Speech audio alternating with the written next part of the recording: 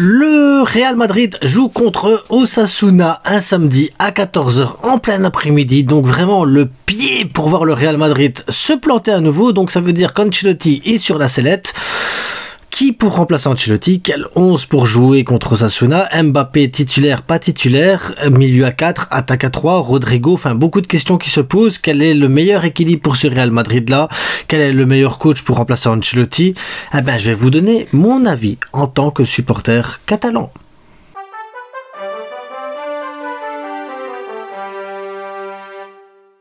Abonnez-vous, likez, partagez, évidemment, c'est le minimum à faire, les gars. De toute façon, là, il y a des gens, ils vont se dire, oui, pourquoi il se permet de parler du Real Madrid? Je vous invite à regarder tous les débriefs que je fais du Real Madrid depuis 2 ans. Je regarde le Real Madrid depuis au moins 2001, les gars. Donc, ça se peut même que je connais mieux le Real Madrid que certains Madrilènes qui sont là derrière cette petite caméra. Donc, le Real Madrid joue contre Osasuna qui est 5e au classement, Osasuna qui est à 3 points du Real Madrid, Osasuna qui fait des bons matchs, des mauvais matchs, qui fait un peu de tout. T'as des matchs nuls contre Getafe, contre Valence, ils se sont fait éclater par Gérone, mais en même temps ils ont éclaté le Barça, et ils perdent contre Betis, et voilà, et tu sens, tu vois, c'est une équipe qui, voilà, ça va du bien, du moins bien, il y a de tout, bref, tu sais pas comment le Osasuna va démarrer son match, tu sais pas comment Osasuna va faire les choses, donc c'est vraiment un truc où le Real Madrid, qui est actuellement dans une difficulté et dans un moral un peu désastreux, qui doit se relever, Vinicius par le ballon d'or, la défaite contre Milan, la défaite contre le Barça, les matchs qui sont pas bons depuis le début de saison, le manque d'équilibre, Mbappé, pas Mbappé, on sait pas, bref, Ancelotti est totalement perdu et c'est dans cet esprit-là que le Real Madrid va jouer contre Osasuna à domicile qui actuellement est un peu, j'ai envie de dire un piège, parce que à domicile actuellement ça ne réussit pas trop au Real Madrid et ça va pas. Donc Ancelotti, on ne sait pas quelle formation il va mettre. Est-ce qu'il va prendre des décisions? Est-ce qu'il va oser prendre des responsabilités? Est-ce qu'il va changer un dispositif? J'en sais rien. Je ne sais pas. Je vois pas comment Ancelotti va sortir son truc. Moi, en tout cas, je vais vous donner mon 11 avant de parler des entraîneurs potentiels pour le Real Madrid que vous avez sûrement vu sur la vignette de toute façon. Mon 11, il serait simple contre Osasuna. À droite, Lucas Vazquez, parce que t'as pas le choix. Militao, Rudiger et à gauche, Fran Garcia. Tu vas dire, ok, défense classique, rien de spécial, voilà. En numéro 6, à la place de Kroos, je mets Bellingham, je mets à gauche Camavinga, je mets à droite Valverde, je mets en 10 Arda Güler, je mets en attaque Rodrigo, Vinicius.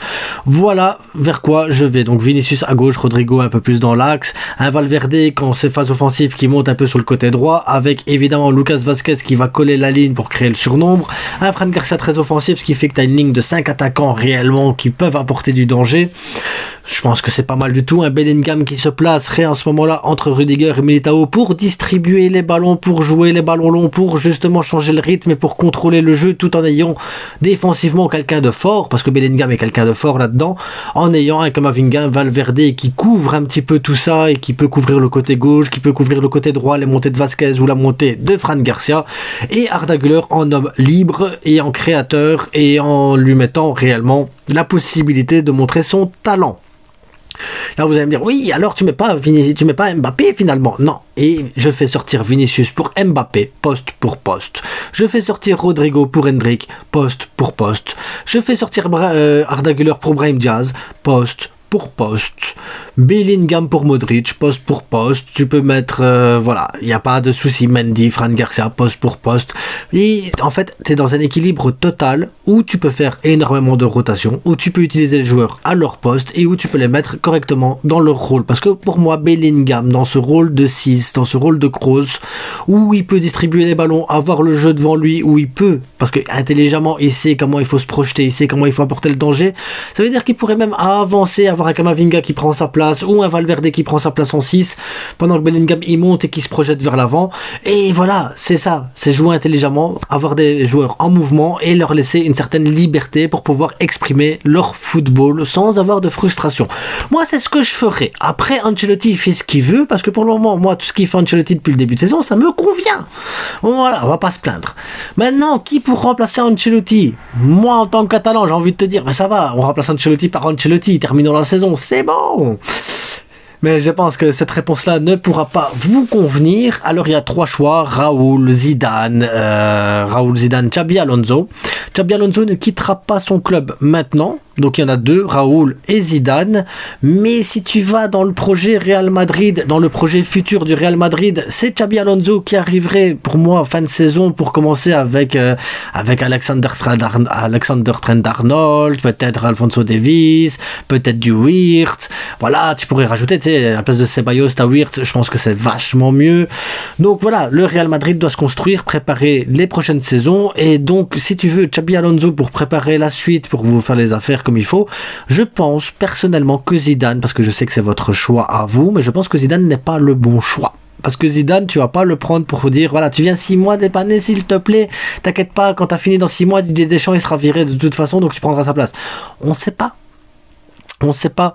Et pour moi, Zidane, son prochain poste, c'est le poste de sélectionneur de l'équipe de France. Je pense que c'est le poste qui lui est promis pour le futur et c'est le poste qui lui correspondrait le mieux. Donc autant qu'il se prépare à ça. Et donc moi, vous l'aurez compris, je mettrai Zidane, je mettrai Raoul en tant qu'entraîneur de l'équipe 1 du Real Madrid. Un Raoul qui a les cojones, un Raoul qui fait partie du Real Madrid, un Raoul qui a le respect. Un Raoul qui sera écouté, donc si Raoul il décide de mettre Mbappé sur le banc, ça sera plus facile pour lui.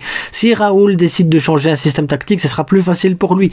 Il va peut-être se planter, mais en attendant, il va foutre la merde dans le vestiaire, il va dégager, il va sortir les mecs qui sont, voilà, moi je suis intouchable, Raoul il s'en fout des intouchables, il va les sortir, les bazars et tout. Voilà, tu dis à Raoul, regarde, tu vas venir ici jusqu'au juin, voilà, après juin, on voit ce qu'on fait avec toi. Arbeloa, prends ta place en Castilla, peut-être qu'après Arbeloa reprend l'équipe un peu plus jeune et Raoul reprend sa place, peu importe.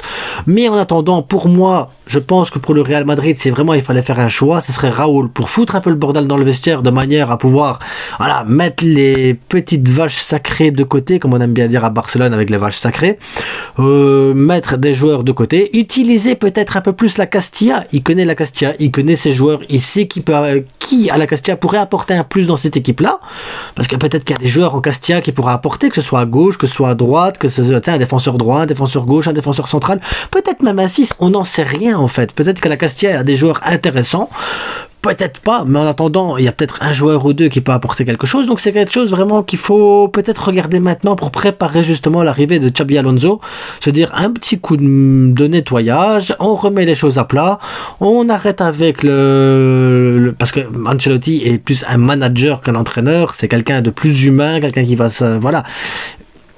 T'as besoin de quelqu'un pour foutre un peu la merde. T'as besoin de quelqu'un comme ça. Et je pense que Raoul, c'est le bon plan pour foutre un petit peu la merde. Tant pis si ta saison elle foire, hein. Mais au moins tu prépares ta saison prochaine avec Xabi Alonso qui arrive derrière, avec les joueurs qui doivent renforcer l'équipe. Voilà. C'était le point de vue d'un Catalan sur le Real Madrid. En attendant, mon prono, Osasuna gagne contre le Real Madrid.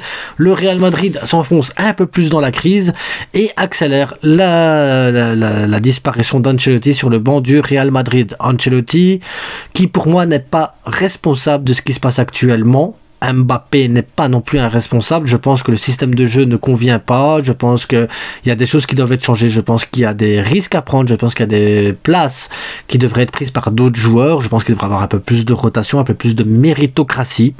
Je pense que le Real Madrid, à un moment donné, il va falloir, voilà, c'est Pérez à instaurer un certain truc, mais je pense qu'il va falloir remettre l'institution au-dessus des joueurs. Et peu importe le bruit que ça fait, peu importe le scandale que ça peut faire, je pense qu'à un moment donné, tu dois y passer. Et il vaut mieux une crise de 6 mois qu'une crise comme nous on a eu de 10 ans. J'ai envie de vous dire. Donc voilà. Autant y aller à fond. En attendant, abonnez-vous, likez, partagez. J'espère que vous avez aimé la vidéo. C'était mon point de vue rapide sur le Real Madrid. Et n'oubliez pas le plus important les gars, c'est que du foot. Et le Barça, c'est le meilleur club du monde. Visca le Barça, Visca Catalunya. Merci à vous. À bientôt.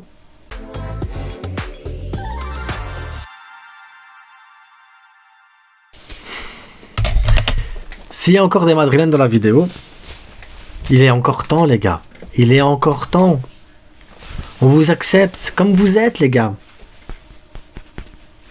Le Barça, c'est le meilleur club du monde. D'ailleurs, si vous voulez des maillots du Barça, le vestierstore.com les gars, 10% de remise, code promo, la frite. Et voilà, faites-vous plaisir, c'est le moment de changer. Et si vous voulez pas changer, il y a des maillots du Real. Ouais. Ciao.